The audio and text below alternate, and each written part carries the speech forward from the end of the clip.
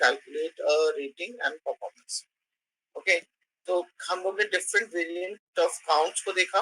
ठीक है, काउंट कैसे काम करता है, काउंट ए कैसे काम करता है, काउंट इफ कैसे काम करता है, काउंट ब्लैंक कैसे काम करता है, और इससे हम डिफरेंट टाइप ऑफ आउटपुट को एक्सट्रैक्ट कर सकते हैं. तो इन वैल्यूज के बारे में हम लोग अभी लेटर ऑन बात करते हैं कि क्या क्या वैल्यूज हम एक्सट्रैक्ट कर सकते हैं. चलिए अभी रेटिंग की बात करते हैं कि रेटिंग कैसे कैलकुलेट करेंगे. तो रेटिंग के लिए suppose I am having a one condition, मैं उस कंडीशन को यहाँ नोट डाउन कर दे रहा हूँ. रेटिंग, और रेटिंग के लिए कंडीशन क्या है कि अगर स्टूडेंट के मार्क्स, स्टूडेंट के percentage greater than 50, greater than 80 हो, okay, is greater than or equals to 80, so student को ग्रेड देनी है A+. ठीक है, अगर उसके मार्क्स 80 से अबव नहीं है बट उसके मार्क्स 70 से अबव है, okay, greater than equals to 70, तो उसकी रेटिंग होगी A.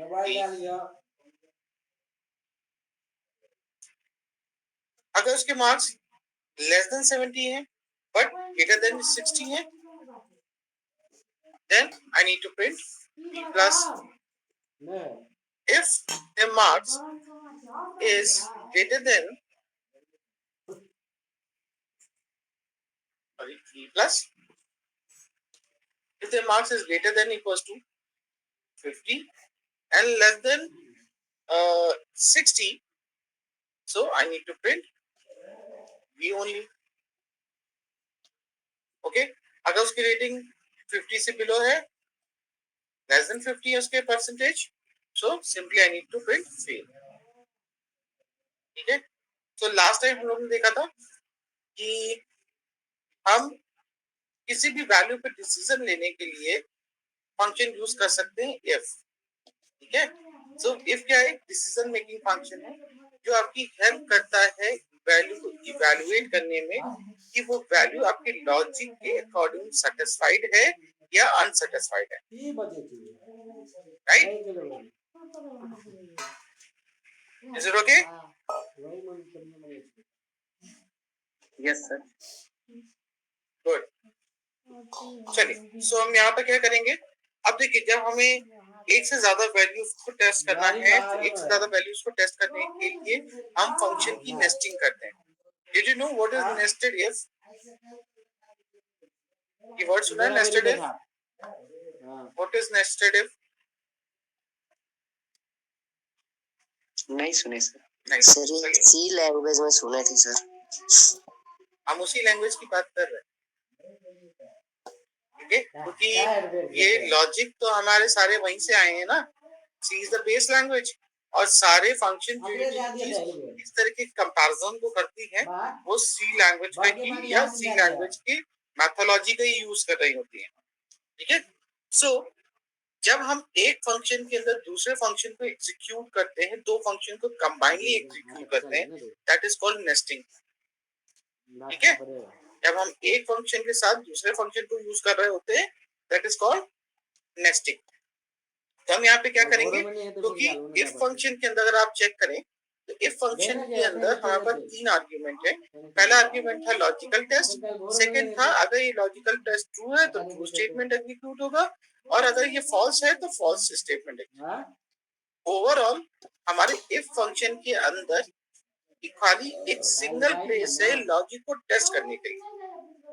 राइट, तो हम यहाँ पे कोई एक लॉजिक ही टेस्ट कर सकते हैं कि क्या ये वैल्यू 80 से अबव है, 70 से अबव है, 60 से अबव है या 50 से अबव है.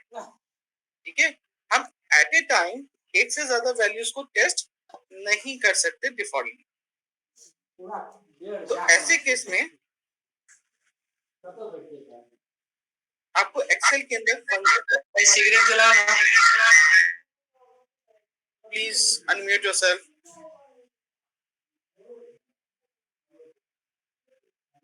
Please mute yourself. In between, if you are not having any kind of doubt, so no need to open your mic. Okay. आपके पास डाउट नहीं है या आपको आंसर नहीं करना तो माइक मत ओपन करिए क्योंकि साइड से डिस्टरबेंस आता है। चलिए हम यहाँ पे क्या करने जा रहे हैं, मल्टीपल लॉजिक को टेस्ट करने के लिए नेस्टेड इफ फंक्शन का यूज करने जा रहे हैं। नेस्टेड इफ फंक्शन का मतलब है when I am combining more than one if function. ठीक है, कैसे इंप्लीमेंट होगा हम यहाँ पे देखिए, इम्प्लीमेंटेशन दिखाने जा रहा हूँ।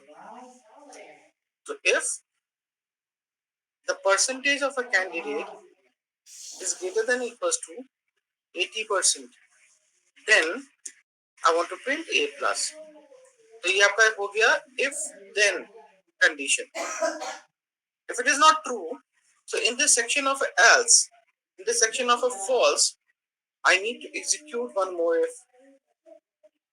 ठीक है, अगर 80 से above है तो A plus प्रिंट कर दूं, अगर ये 80 से above नहीं है then क्या करना है, हमें इस लॉजिक को वापस टेस्ट करना है। तो हमने वापस if फंक्शन इसके अंदर डाला और इसको अंदर इस वैल्यू को चेक कर लेंगे, h2 is greater than equals to 70 or not.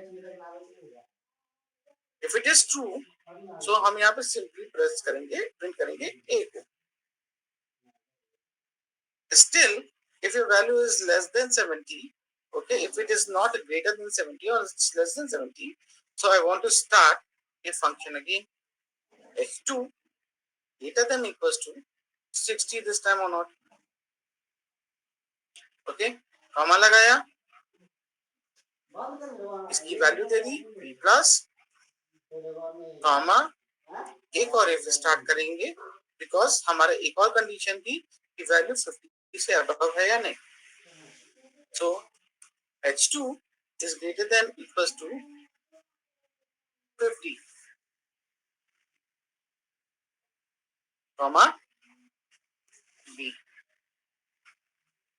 ठीक है, हमने सारी लॉजिक दे दी है, 80 से अबव है या नहीं, फिर 70 से अबव है या नहीं, 60 से अबव है या नहीं, 50 से अबव है या नहीं।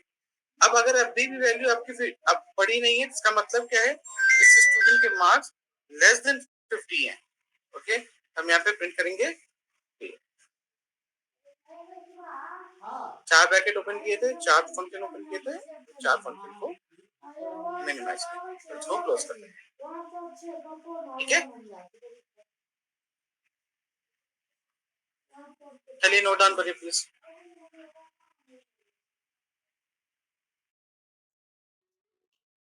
नहीं जो विक्रम नाम सर्च कर लिए पापा में सर्च कर व्हाट्सएप पे पापा और व्हाट्सएप से ला निकाल दिखा दे पापा मांगे नहीं सुनना देखे ना पागल तक जो आप बड़ी और ले जो तो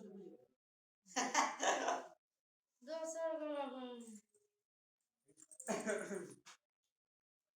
आई मन्नी मिमी में ये मोबाइल से करे छे सर और सेव का मोबाइल ले जा खाली नंबर हमने को फोन करे की बोलो रे उसके कर को तू अपना मोबाइल कना लगे चला सर आपका आवाज नहीं आ रहा, ले गेला लो ले गेला लगा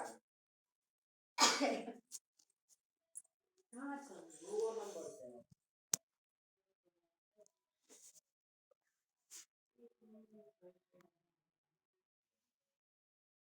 ओके बी ए बी, इसका मतलब हमारी लॉजिक के हिसाब से इसने हमें क्या किया, सारी रेटिंग कैलकुलेट करके इवैल्यूएट करके इसने दे दी, राइट। कायल केना खेते रहे दिन में सुबह में बोल ले जाए सुबह में बोल में रात में ना बात में खेल देते सब्जी ले जे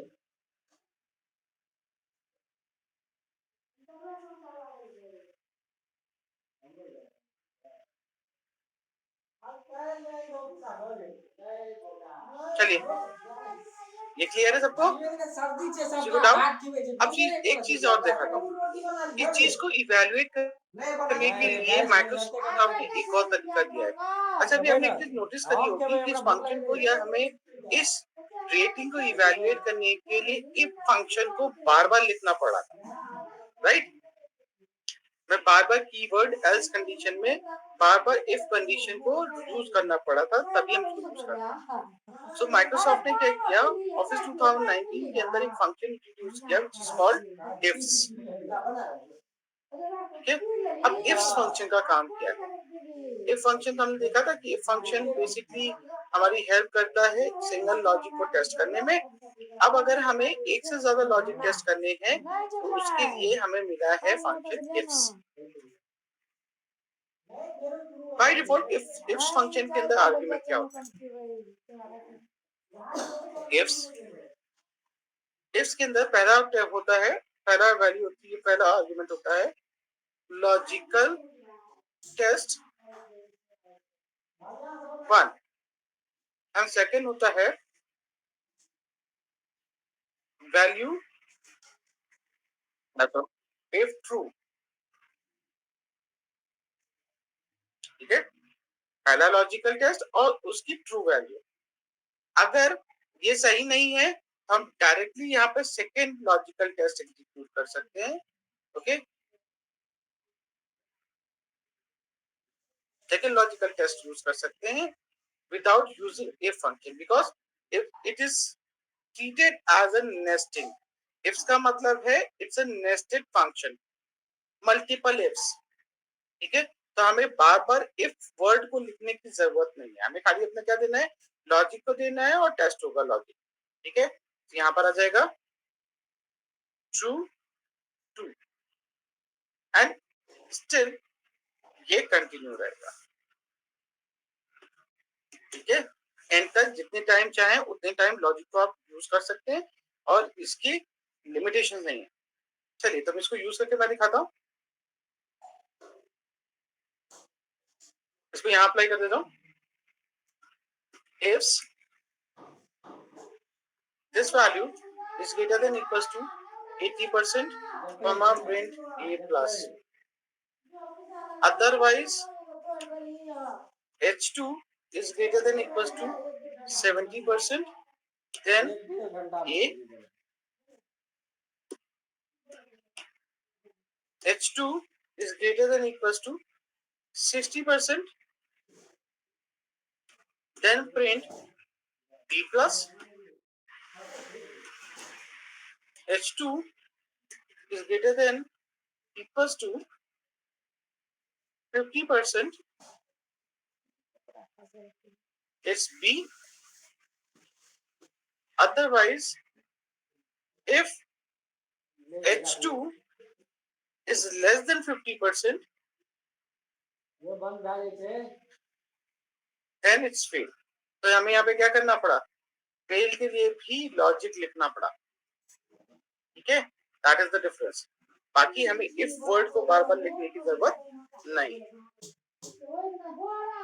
ठीक है, ये रिसेंट लॉजिक 2019 में ये फंक्शन हमको दिया गया था just for a nesting.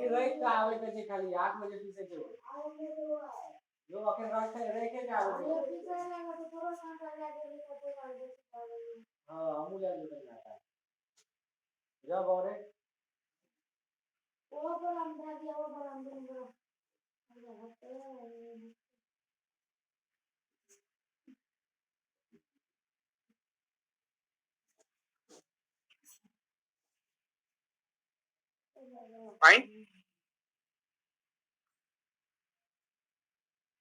Enter करेंगे। Now you may see I got the same result. If I drag the formula downside, so again I got a similar output. दोनों का आउटपुट सेम। तो आप इन दोनों में से कोई भी यूज कर सकते हैं। इफ्स को नेस्ट करके यूज कर सकते हैं या इफ्स फंक्शन यूज कर सकते हैं। ओके, दोनों ही फंक्शन आपके लिए सेम आउटपुट जनरेट करेंगे। अब ये आपकी नीड के ऊपर डिपेंड करता है, आपके यूज केस पे डिपेंड करता है कि आप दोनों में से कौन सा यूज करना चाहते हैं। फाइन, चलिए अब हमें क्या करना है, परफॉर्मेंस इवैल्यूएट करना है। ठीक है, परफॉर्मेंस। अच्छा, ये नेस्टिंग समझ में आ गई सबको? ऐसा तो कोई नहीं है जिसको ही समझ में नहीं आई।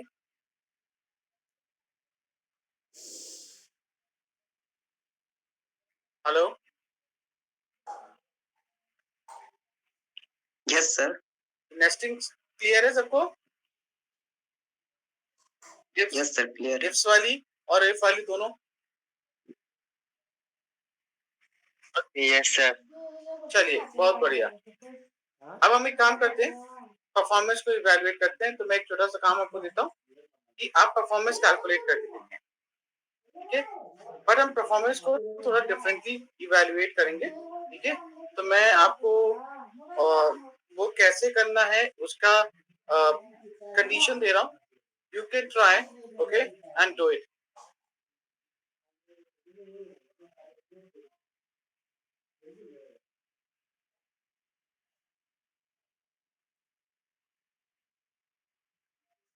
तो कंडीशन क्या है?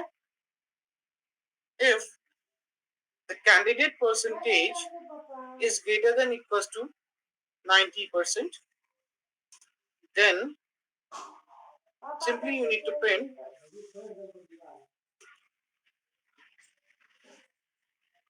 distinction. If the percentage of a candidate is greater than 70 and less than 90%, then print merit. If the candidate percentage is greater than 50 and less than 70, so print pass. Otherwise, simply you need to fail. You need to print fail if the student mark is less than 50%.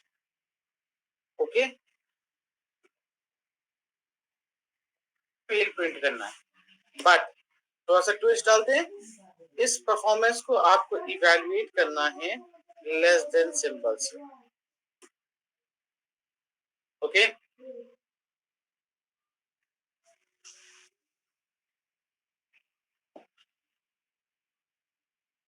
Is it fine?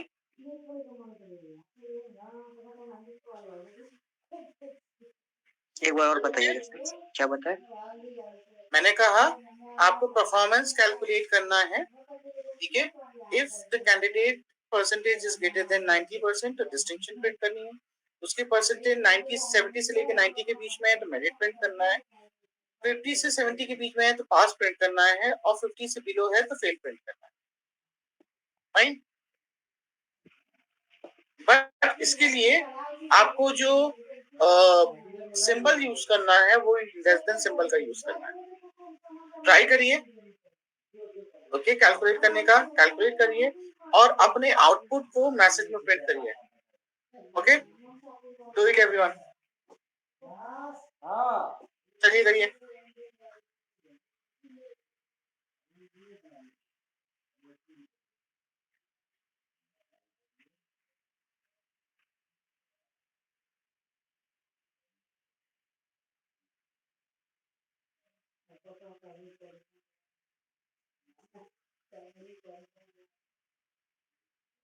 I am just waiting for your reply.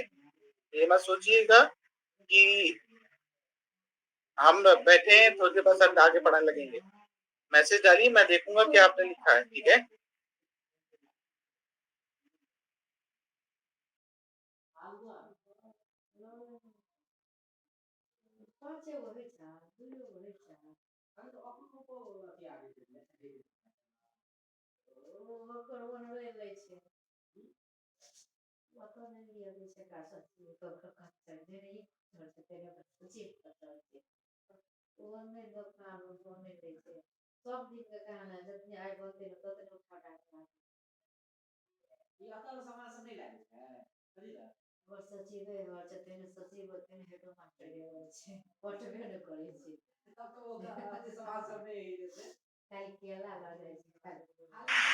Less than से करना है,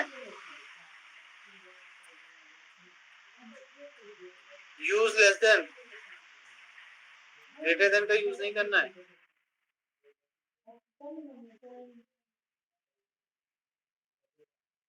greater than 100 distinction कहां से होगा?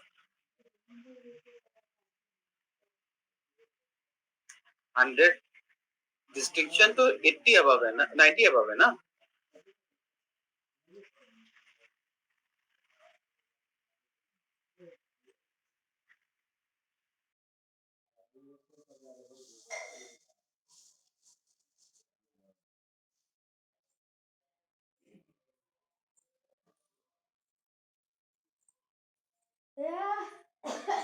नहीं जाए तो तू पिसा ला बाबा, नहीं जाए तो छोड़ा ना टापिस पे लो ये कर बा जवाब कती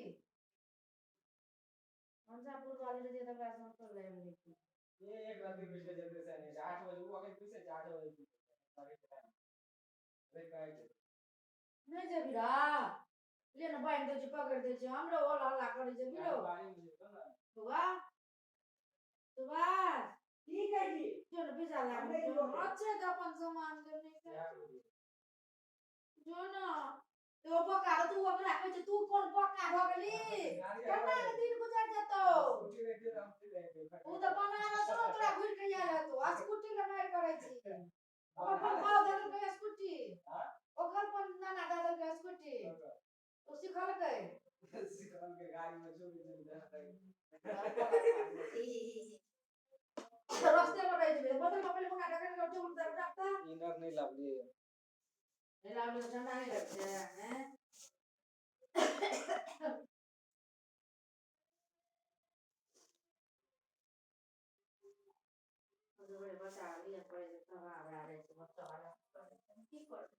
ककर बचा रहा करे equals to ifs, or you can go with the if, it's up to you. Okay, if h2 is less than 50%, ठीक है। तो जब हम लेस देन ऑपरेटर का यूज करते हैं तो उस लेस देन ऑपरेटर में डेटा असेंडिंग ऑर्डर में मैनेज किया जाता है, ना कि डिसेंडिंग ऑर्डर। एक से सिंपल से आपको याद रखनी है कि जब ग्रेटर देन सिंबल है तो डेटा डिसेंडिंग ऑर्डर में मैनेज होगा, और अगर लेस देन सिंबल है तो वो असेंडिंग ऑर्डर में। तो यहाँ पर मिलेंगे सफेद, comma h2 is less than 70%. That means this value is lying between 50 to 70. अगर ऐसा है तो वो कैंडिडेट की परफॉर्मेंस पास होगी। Comma h2 is less than 90%.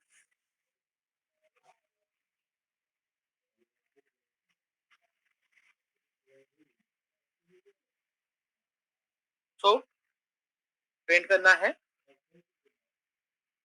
Merit, otherwise if the h2 value is less than 100,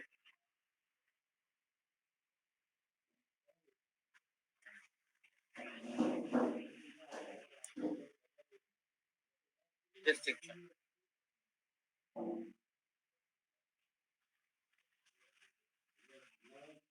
ठीक है। We have opened one bracket, so I need to close only the one. ये फंक्शन यूज होगा, enter करेंगे, ठीक,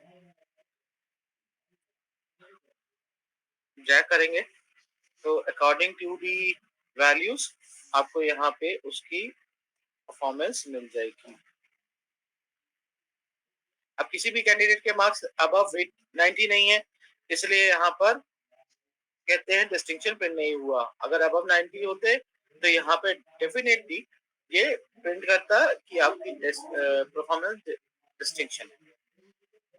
अब देखिए, जब हम इस टाइप की रिपोर्ट्स बनाते हैं तो नॉर्मली रिपोर्ट बनाते टाइम हम एक चीज को ध्यान रखते हैं कि उस रिपोर्ट के अंदर कोई भी निगेटिव वर्ड्स का यूज ना किया गया हो।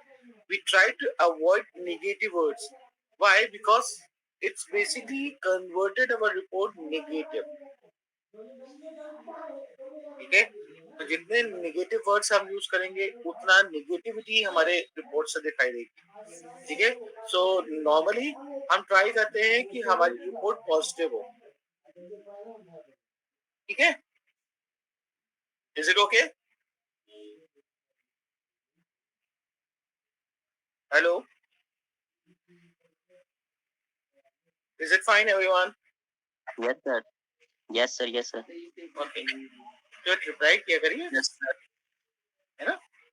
चलिए, तो हम इसको अवॉइड कैसे करें? I don't want to print this negative word. How we can avoid? Is there any way to avoid this negative word? कोई तरीका है इसको अवॉइड करने का?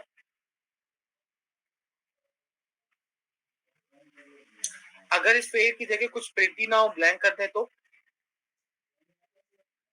वी कैन ऑल्सो अंडरस्टैंड कि भाई इसकी परफॉर्मेंस जो थी वो लो थी, है ना, 50 से लो थी, इसलिए वो उसका स्टेटस या रेटिंग या परफॉर्मेंस नहीं आई। हमें एक सिंपल सा काम करना है। देखिए, इस नेगेटिव वर्ड को हटा के हम अपनी रिपोर्ट के अंदर खाली पॉजिटिव वर्ड्स का यूज कर सकते हैं। तो simply I need to remove this false, sorry, from your false statement, but I need to put both the double quotes. तो जब हम डबल कोट स्टार्ट करते हैं और इमीडिएटली क्लोज कर देते हैं, इट्स ट्रीटेड एज नल। किसी तरह ट्रीट होता है, नल की तरह ट्रीट होता है, ब्लैंक की तरह ट्रीट होता है। तो एंटर कर दोगे तो आप ब्लैंक हो जाएगा। ठीक है, तब देखिए, अगर मैं इस फॉर्मूले को ड्रैग कर दूं तो जितनी जगह नेगेटिव वर्ड्स थे उतनी जगह वो क्या करेगा, उनको ब्लैंक कर देगा और बाकी सारी जगह पे वैल्यूज प्रिंट रहेंगी। और मैंने बहुत सारे वैल्यूज को डिलीट किया था लास्ट टाइम,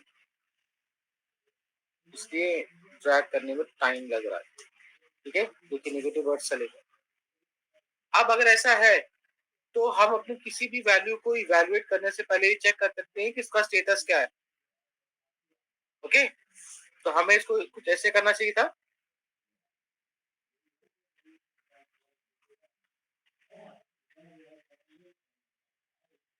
इफ एक और इफ चालू करेंगे यहाँ पर स्टार्टिंग में, if the status of a candidate is equivalent with pass, then evaluate this thing. Otherwise, Nisat, please switch off your cam. which one?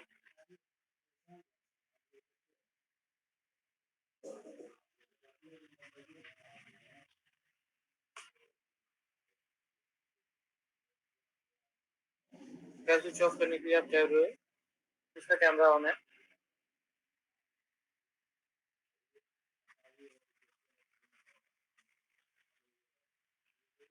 Okay, so what I have done, I have just edited a one more value. मैंने डाला कि if the status is equivalent pass, then evaluate this whole thing. Otherwise, it doesn't need to print anything. ठीक है, अब last के में इस false की कोई नीड नहीं है। ठीक है, इस फॉल्स की कोई नीड नहीं है, एंड इवन इस लास्ट में इफ फंक्शन की ही नीड नहीं है। ठीक है, हम यहाँ पे कॉमा देके डायरेक्टली प्लेस कर सकते हैं बी, वहीं तक इवैल्यूएट कर। ठीक है,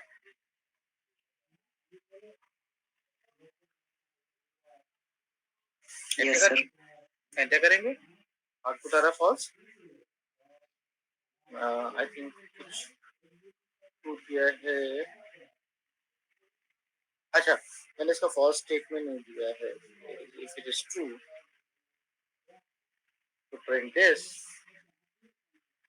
otherwise false, mean none। ठीक है, पास ब्रैकेट है इसका, इसके अंदर हमने मेंशन किया कि अगर ये पास नहीं है तो नल कर दो। तो क्या करेगा, पहले ही चेक कर लेगा कि पास है या नहीं। अगर पास है तब तो ये अंदर वाले फॉर्मूले को एग्जीक्यूट करेगा, अदरवाइज पहले ही कूद करके बाहर आ जाएगा। ठीक है, इससे क्या होगा, इससे हमारी रिपोर्ट की परफॉर्मेंस इनहांस हो जाएगी। हो गए निषाद जी, बंद करिए अपना आप कैमरा। निशात,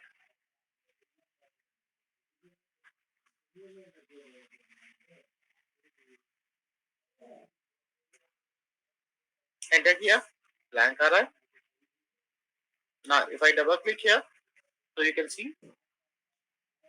हमें रेटिंग मिल गई है सारे उन कैंडिडेट्स की जो हुआ पास, जो फेल है उसकी रेटिंग आई नहीं। इन द सेम वे हम अपने परफॉर्मेंस के अंदर भी इसको चेंज कर सकते हैं और यहाँ चेक कर सकते हैं if I2 is equivalent to pass.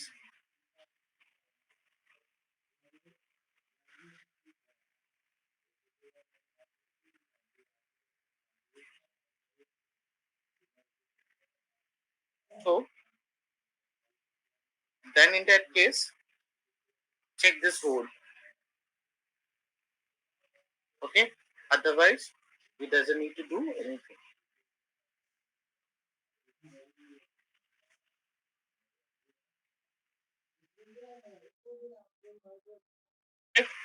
या इसके अंदर हम डायरेक्टली ऐसे कुछ कर सकते थे, हमें इसको इंक्लूड करने की भी जरूरत नहीं थी, क्योंकि हमने इसको फॉल्स से स्टार्ट किया है, हम इसको डायरेक्टली ब्लैंक कर सकते हैं। तो सर एक बार फिर से ये वाला बता दिया सर। कौन सा वाला?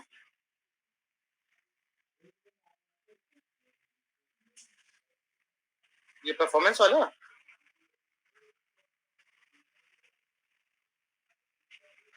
परफॉर्मेंस के लिए बोल रहे हैं ना?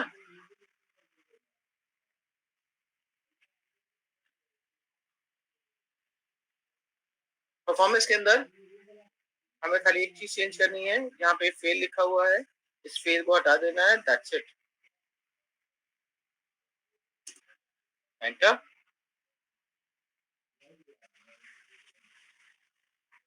देखिए सारे नेगेटिव वर्ड्स हट गए। तो इस तरीके से हम क्या कर सकते हैं, पॉजिटिव वर्ड्स के साथ इसको प्रिंट कर सकते हैं। ओके, अब देखिए हमें करना क्या है, स्टूडेंट की आईडी को प्रिंट करना है। ठीक है, तो थोड़ा लॉजिकली सोचना स्टार्ट करिए। हमें लॉजिकली सोचना है कि हम स्टूडेंट की आईडी कैसे प्रिंट करेंगे। हमें स्टूडेंट की आईडी कैसे प्रिंट करनी है, सपोज ये स्टूडेंट जो है बीटेक का स्टूडेंट है, ओके, एंड हमें इनकी आईडी प्रिंट करनी है BTech 0001। Okay, this is ID of for student. Condition क्या है, हमें आईडी उन्हीं स्टूडेंट की प्रिंट करनी है जिनके नेम प्रिंटेड है। अगर स्टूडेंट के नेम नहीं प्रिंट है तो हमें आईडी भी प्रिंट नहीं करनी है। तो आप क्या ट्राई करके बता सकते हैं कि इसका सोल्यूशन क्या होना चाहिए?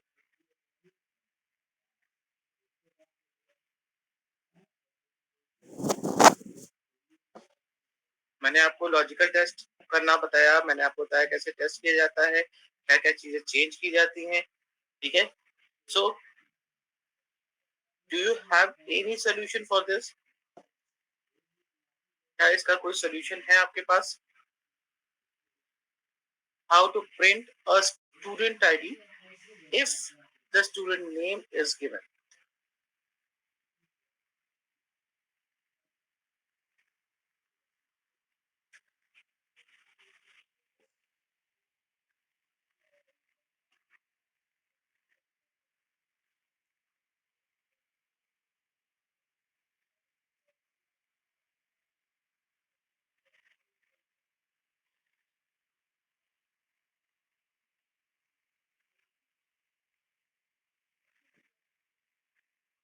Yes. चलिए थोड़ा सा डिफिकल्ट होगा ये, तो मैं आपको बता देता हूँ कैसे होगा ये। ठीक है, क्योंकि it is not as easy as you think. चलिए तो उसका काम हम यहाँ से स्टार्ट करेंगे कि हमें डेटा क्या चाहिए। तो सबसे पहले हम स्टूडेंट आईडी की फर्स्ट वैल्यू प्रिंट करते हैं. So let's think about how to print this first value. तो हम यहाँ पे लिखेंगे if this value is not equal to null. अगर ये ब्लैंक नहीं है, नॉट इक्वल टू नल का मतलब है if it is not empty. Okay, तो ये angular bracket open angular bracket close is basically used for representing not equal to. ठीक है, आप लोग एक्सक्लेमेशन मार्क इक्वल टू का यूज करते होंगे सी प्रोग्रामिंग के अंदर नॉट इक्वल टू के लिए, बट एक्सेल के अंदर डबल एंगुलर ब्रैकेट का यूज होता है. मैंने यहाँ पे लिखा है अगर B2 की वैल्यू ब्लैंक नहीं है, इसका मतलब उसके अंदर कोई वैल्यू है, then I want to print BTech 0001. Simple ऐसा. और अगर वो ब्लैंक है तो हमें इसको ब्लैंक ही रखना है.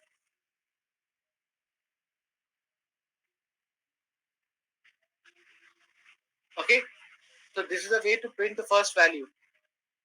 ये पहली वैल्यू प्रिंट करने के लिए मेथड है.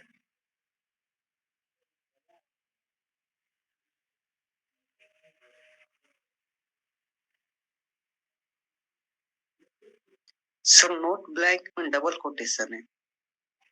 आज जब भी ब्लैंक यूज करना होता है हम डबल कोट स्टार्ट और डबल कोट क्लोज करते हैं.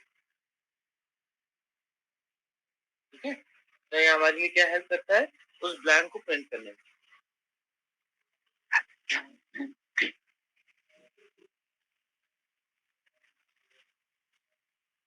एंटर करें.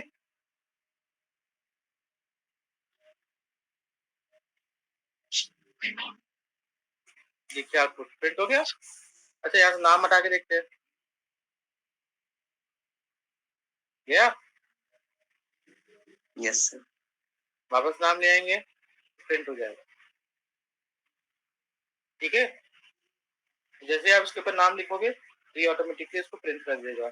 और जैसे नाम यहाँ से डिसअपियर होगा इसकी आईडी प्रिंट.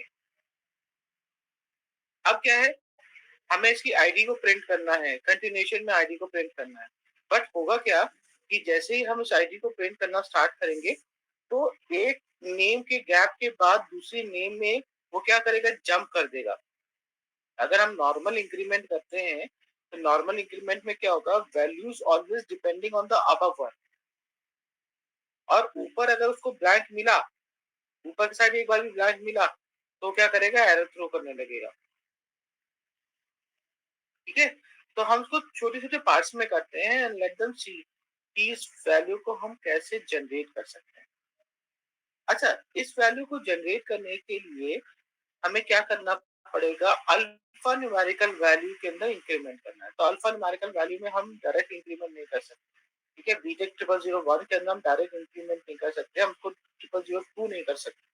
हमें करना क्या होगा, हमें इस डेटा के अंदर टेक्स्ट पार्ट को अलग करना होगा और नंबर पार्ट को अलग करना होगा. एंड जब नंबर वाला पार्ट हमें मिल जाएगा तो उस नंबर वाले पार्ट के अंदर हम इंक्रीमेंट करेंगे. फाइन.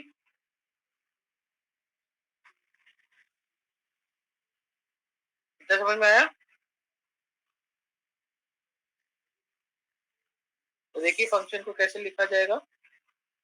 पहली चीज, if you like to extract the first text value को एक्सट्रैक्ट कैसे करते हैं.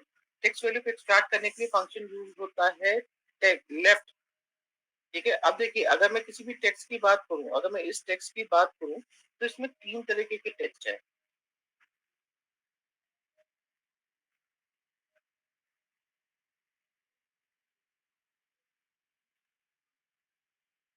हमें कहाँ जाना होगा,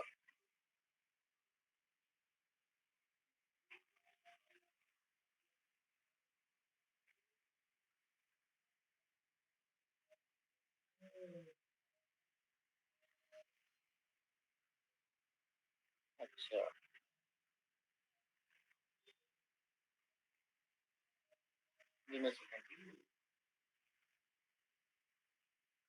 let me keep it in this.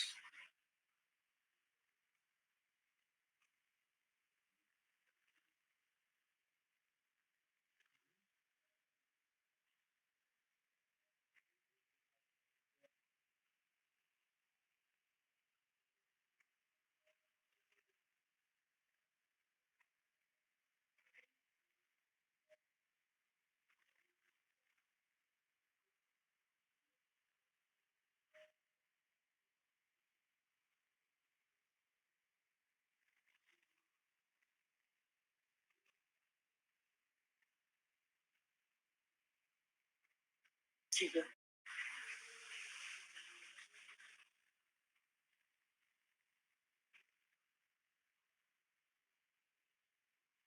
पर इस चीज को मैनेज करिए, मतलब इस तरह से डेली तो आपको कुछ ना कुछ कंटेंट छूट ही जाएगा।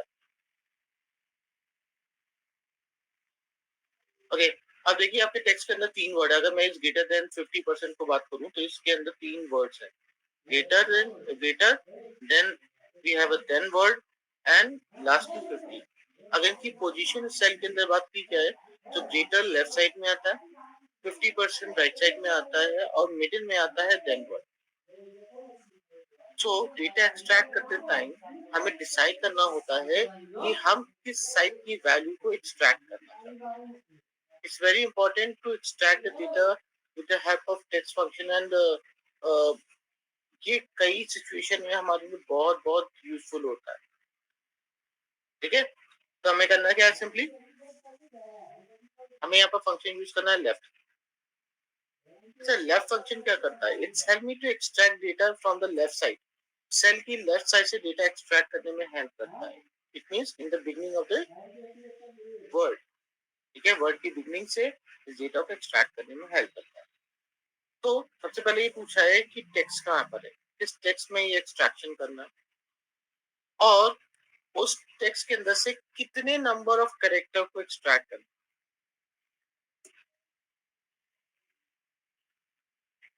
ठीक है, किस टेक्स्ट के अंदर ये एक्सट्रैक्शन करना है और कितने नंबर ऑफ कैरेक्टर्स एक्सट्रैक्ट करना है।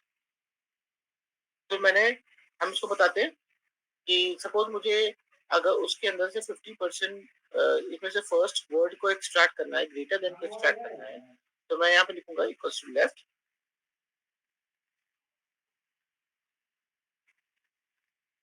This is a text and how many character I need to extract? 6, 7, 7, sorry। 7, you're right। 7 character extract करने, एंटर करेंगे, greater than, greater word जो है वो आपके extract होके आ जाएगा लेफ्ट साइड से। इन द सेम वे अगर मुझे राइट साइड से डेटा एक्सट्रैक्ट करना होता है तो हम राइट फंक्शन यूज करते हैं, राइट। नेक्स्ट, राइट साइड से कितने कैरेक्टर चाहिए, अगर 50% एक्सट्रैक्ट करना है तो सिंबल्स भी काउंट करना होगा। हाँ, सिंबल भी काउंट करना होगा। हाँ, सिंबल इज आल्सो कैरेक्टर ना, ये स्पेशल कैरेक्टर है बट कैरेक्टर तो है। 3, राइट, 3 देंगे, ब्रैकेट क्लोज करेंगे, एंटर। ठीक है, इसका मतलब क्या है, किसी भी टेक्स्ट के अंदर से हम डेटा को एक्सट्रैक्ट कर सकते हैं with the help of left and right. तो हम अपने इस केस के अंदर भी लेफ्ट एंड राइट का यूज करके टेक्स्ट वैल्यू को एक्सट्रैक्ट कर सकते हैं। Am I right? चलिए इसको अप्लाई करते हैं। Equals to left, yes sir. This is the word and from this word I need to extract 5 characters. If I do, it's help me to extract BTEC keyword. आ गया BTEC string extract हो गए। अच्छा, अगर मुझे 0001 को extract करना हो तो 0001 कैसे एक्सट्रैक्ट होगा? राइट, ऑफ कोर्स वहाँ राइट फंक्शन लगेगा और 4 कैरेक्टर एक्सट्रैक्ट हो जाएंगे, है ना। बट हमें खाली अपना कांस्टेंट वैल्यू चाहिए थी बीटेक, जिसको मैंने यहाँ पे एक्सट्रैक्ट कर लिया। आफ्टर एक्सट्रैक्टिंग दिस, अब हमें क्या करना है, लास्ट के नंबर्स में इंक्रीमेंट करना है। ओके, हमें क्या करना है, लास्ट के नंबर में इंक्रीमेंट करना है। तो इंक्रीमेंट करने के लिए पहला हम यहाँ पे यूज करेंगे एंड सिंबल का। एंड सिंबल का यूज किस लिए होता है? For concatenate. कॉन्कैटिनेट का मतलब क्या है, पहले आप कॉन्कैटिनेट का मतलब समझो। Concatenate is basically a process where I am trying to join two values. जैसे मेरे पास यहाँ पे दो नंबर्स लिखे हुए हैं 172 and 197, and suppose if I need to join these two values together, so I want to give, this is my first value and this is my second value. ये क्या करेगा, इन दोनों नंबर को उठा के ज्वाइन कर देगा। ज्वाइन का मतलब है दोनों क्लब हो जाएंगे और नंबर प्रिंट होगा 172197। ठीक है, तो प्रिंट क्या होगा 172197 इज द आउटपुट। या आपका जो भी रैंडम वैल्यू थी, अभी देखिए यहाँ पे जो वैल्यू प्रिंटेड है ये वही वैल्यू प्रिंट कर रहा है 192 191 एंड 169, इनको क्लब करके प्रिंट कर। ठीक है, तो हमारा जो एंड सिंबल है ये क्या करता है, दो वैल्यूज को ज्वाइन करता है। तो हम यहाँ पर उस एंड सिंबल का यूज करने जा रहे हैं। ठीक है, मैंने यहाँ पे दिया left A2, 5 left and A2, 5 हमारे टू काम क्या 5। करेगा, ज्वाइन करने का काम करेगा। किसको ज्वाइन करना है, हमें नंबर ऑफ इंक्रीमेंट वैल्यू को ज्वाइन करना है ताकि वैल्यू के अंदर इंक्रीमेंट हो, है ना। तो हम यहाँ पे देते हैं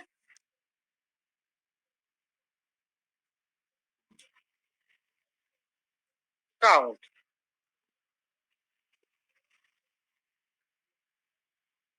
ठीक है, हमने काउंट दिया। काउंट के फंक्शन बाय डिफॉल्ट क्या करता है, अब देखिए नेस्टिंग कैसे कर रहा हूं मैं, ये बहुत इंपॉर्टेंट है नेस्टिंग, इसलिए मैं आपको बता रहा हूँ यहाँ पर। ठीक है, काउंट क्या करता है, तो बता सकते हैं काउंट फंक्शन का यूज क्या है। आदित्य राजवान।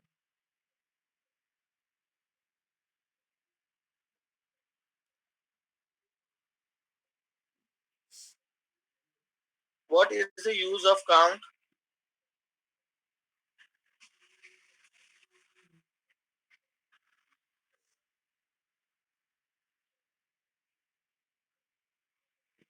मेरी आवाज आ रही है आपके पास? जितने लोग ये बिना इंफॉर्मेशन के लेफ्ट कर रहे हैं उनको बोल दीजिएगा, मैं लास्ट में एक अटेंडेंस कॉल लूंगा, जितने डिफरेंस आएगी ना मैं सबकी अटेंडेंस से कटवा दूंगा। तो बता देना आप। सर नंबर काउंट करता है, काउंट वैल्यू करता है। एग्जैक्टली, तो काउंट फंक्शन क्या करता है, it's help you to count the numbers. So हम क्या करने जा रहे हैं, इसके थ्रू वैल्यूज को इनके अंदर इंक्रीमेंट करने जा रहे हैं।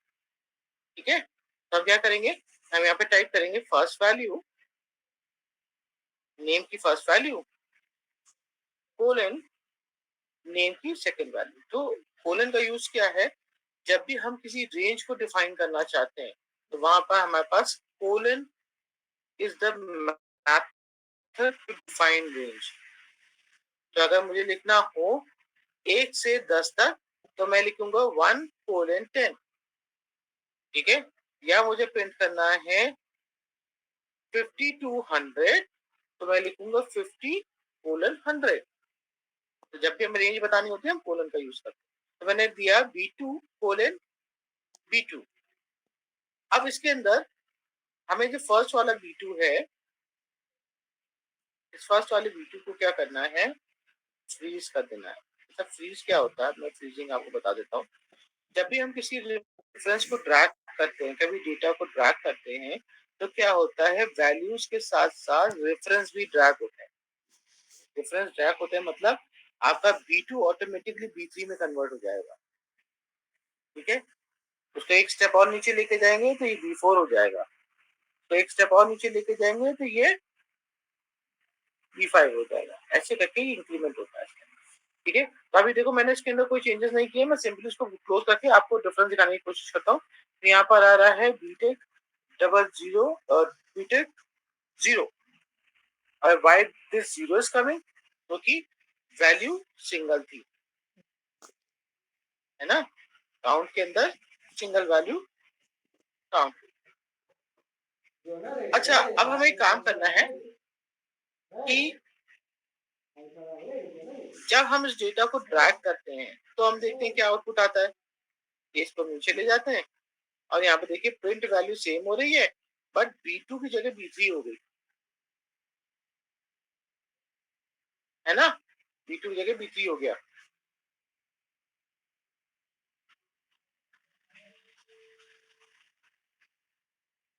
राइट, तो हम यहाँ पे क्या करेंगे, हम उसको फिक्स करेंगे। जो फर्स्ट वाला B2 है इसको सेलेक्ट करके अपने कीबोर्ड में प्रेस करेंगे F4। तो F4 क्या करता है, it can place dollar before the row number and column number. तो कॉलम नंबर और रो नंबर से पहले डॉलर प्लेस करने से क्या होगा, जब भी किसी रेफरेंस में के पहले डॉलर प्लेस हो जाता है तो वो उस रेफरेंस की वैल्यू को फिक्स कर देता है, वो नॉन चेंजेबल हो जाती है। नॉन चेंजेबल का मतलब है अब अगर इसको हम ड्रैग करेंगे तो ये चेंज नहीं होगा।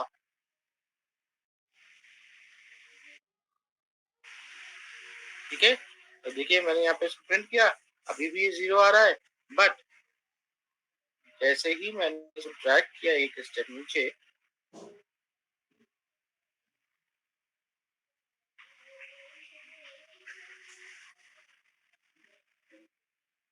अच्छा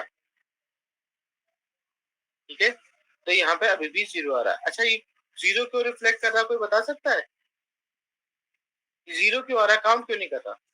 क्योंकि काउंट तो बाय डिफॉल्ट नंबर्स को काउंट करने के लिए बना है ना।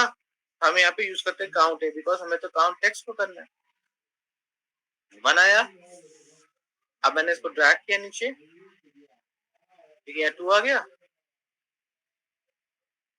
आ रहा है 2, यस ओके। तो हमें करना क्या है, इस इंक्रीमेंट को हम यूज कर सकते हैं। तो हम यहाँ से क्या करेंगे, ये सिलेक्शन जो हमारा B2 से स्टार्ट हुआ है इसको B1 से स्टार्ट करेंगे, काउंटिंग ऊपर से आएगी और ये वैल्यू से फिक्स होकर ठीक हो जाएगी, 2 आ जाएगी। और जैसे जैसे मैं इसको इंक्रीमेंट करता हुआ नीचे ले जाऊंगा, ऑटोमेटिकली इनकी वैल्यू इंक्रीज होती हुई जाएगी। ठीक है, BTech 2, BTech 3, BTech 4, BTech 5, BTech 6, BTech 7 automatically इनकी इंक्रीमेंट हो रहा है। तो काउंट फंक्शन से हमने क्या किया है, जो इंक्रीमेंट हमें चाहिए, लूप इंक्रीमेंट चाहिए, वो लूप इंक्रीमेंट हमारे लिए काउंट फंक्शन कर रहा है।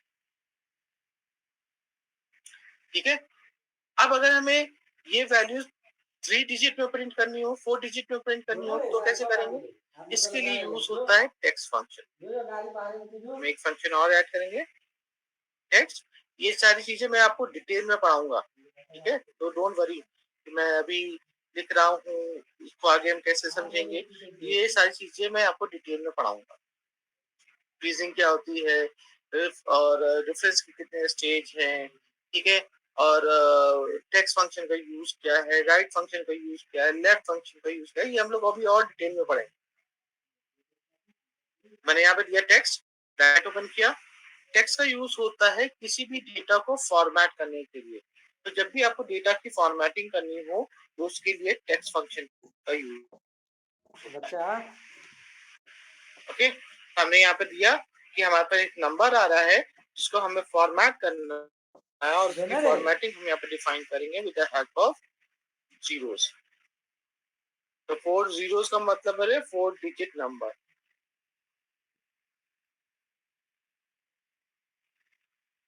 Okay, now I need to close this bracket. इस ब्रैकेट को क्लोज करते हैं और एंटर प्रेस करते हैं। तब देखिए नंबर ऐसा प्रिंट होकर रहा है, BTech 002 and it's same like above one. Fix हुआ, देखो मैं एक साथ मैंने इसको फिक्स नहीं किया है, मैं आपको स्टेप बाय स्टेप करके दिखा रहा हूँ कि मैं डेटा कैसे फिक्स कर रहा हूँ। ठीक है, तो मैंने क्या किया है, अपने टेक्स्ट के अंदर, अपने फॉर्मूले के अंदर टेक्स्ट फंक्शन को इंक्लूड किया, and after including the text function मैंने उसकी फॉर्मेटिंग डिफाइन करी है with the help of 4 zeros. 4 zeros क्या कर रहा है, उसको 4 डिजिट नंबर में कन्वर्ट कर रहा है। ठीक है, 4 जीरोस क्या कर रहा है, उसको 4 डिजिट नंबर्स में कन्वर्ट कर रहा है। चलिए, अब हमें एक चीज और करनी थी। मैंने एक स्टेटमेंट बोला था कि ये वैल्यू हमें किस केस में प्रिंट करनी है, उस केस में जिस केस में हमारे पास स्टूडेंट का नाम हो। तो अगर मैं यहाँ स्टूडेंट नेम प्रिंट कर रहा हूँ तो कोई फर्क पड़ रहा है, नंबर्स में मिस्टेक हो गई। अगर बीच में मैं फिर से डिलीट कर दूं, फिर से नंबर में मिस्टेक हो गई, इसका मतलब ये नंबर्स प्रिंट तो हो रहे हैं बट सही से प्रिंट नहीं हो रहे, गार्बेज डेटा आ रहा है। ठीक है, तो हमें क्या करना है, इसको फिक्स करने के लिए हम इस फंक्शन को वापस ओपन करेंगे। and let me add if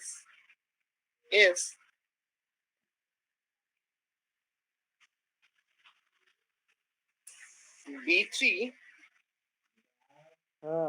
is not equals to null, or I can type B3 is equals to null. B3 अगर null है तो हमें क्या करना है, उसको ब्लैंक रखना, नल रखना है. अदरवाइज हमें लेफ्ट फंक्शन को लेफ्ट और text function left text and count function के कॉम्बिनेशन को रन करना है टू प्रिंट स्टूडेंट आईडी. ठीक है, लास्ट में ब्रैकेट क्लोज कर लेंगे. ठीक है, क्योंकि हमने स्टार्टिंग में फंक्शन लगाया and simply I need to press enter. ठीक है, कोई चेंजेस हुआ? As it is same number print हो रहा है.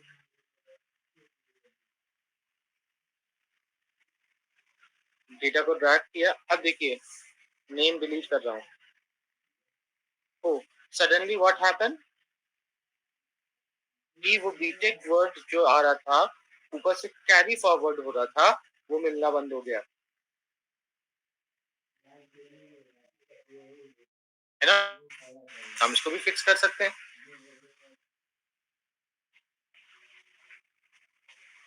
ठीक है, इसको फिक्स करने के लिए क्या करेंगे कि यहाँ पे जो डेटा हम A2 से उठा रहे हैं इसको परमानेंटली A2 से ही उठाएंगे ताकि वो नीचे शिफ्ट होके ना जाए. Enter and let me draw this formula down side. अब देखिए आपका फॉर्मूला फिक्स हो गया है. Check the student ID. जिनके नाम नहीं है उनके स्टूडेंट आईडी नहीं है और जो स्टूडेंट आईडी है उसका सीक्वेंस भी करेक्ट है. फॉर्मूला दिखाऊं एक बार.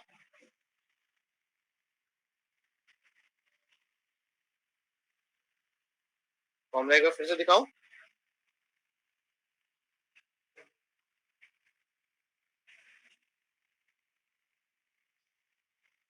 चलिए चेक करिए formula and please note it down.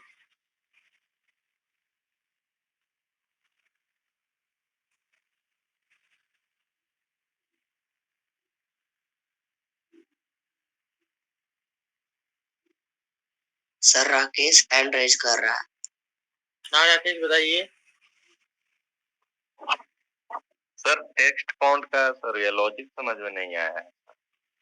देखिए टेक्स्ट फंक्शन का काम है डेटा को फॉर्मेट करने का, है ना. तो जब भी हमें किसी डेटा को फॉर्मेट करना होता है, लाइक हमने डेट दी, हमने कोई वैल्यू दिया, उस वैल्यू को 2 डिजिट 3 डिजिट 5 डिजिट में कन्वर्ट करना है, या हमने कोई डेट दिया है, डेट का फॉर्मेट DDMM/y है, DDMM/y की जगह उसको y DDMM में प्रिंट करना है. तो इस टाइप की जो फॉर्मेटिंग है, डेटा की फॉर्मेटिंग है, वो फॉर्मेटिंग हम टेक्स्ट फंक्शन से करते हैं. ये सेम वही प्रोसीजर है जो आप इस ड्रॉप डाउन से करते हैं. ओके, आपके पास एक डेटा था, सपोज मैं आपको दिखाने की कोशिश करता हूँ. ठीक है, मेरे पास एक डेटा था and I want to print this data in form of percentage. तो मैं परसेंटेज सेलेक्ट करूंगा तो परसेंटेज फॉर्मेट में आ जाएगा. अगर मैं उसको करेंसी में प्रिंट क्लिक कर दूंगा तो करेंसी फॉर्मेट में आ जाएगा. तो ये क्या है, डिफरेंट फॉर्म ऑफ डेटा है. तो इस प्रोसेस को जब हमें लॉजिकली फंक्शन से करना होता है तो वो काम हम टेक्स्ट फंक्शन से करते हैं. समझ में आया राकेश? Yes sir. हमने यहाँ पे उस नंबर को, जो हमने नंबर यहाँ प्रिंट किया था, उसको हमने 4 डिजिट पे प्रिंट किया था. हाँ सौरभ बताइए. सर ये डॉलर में कन्वर्ट कैसे हो जा रहा है, वो डेटा एग्जैक्ट हो जा रहा है सर, वो नहीं समझ में आ रहा है. एक बार उसको बता दीजिए. अच्छा, अब मैं एक बार उससे बता देता हूँ. जॉइन करने के लिए आपको कीबोर्ड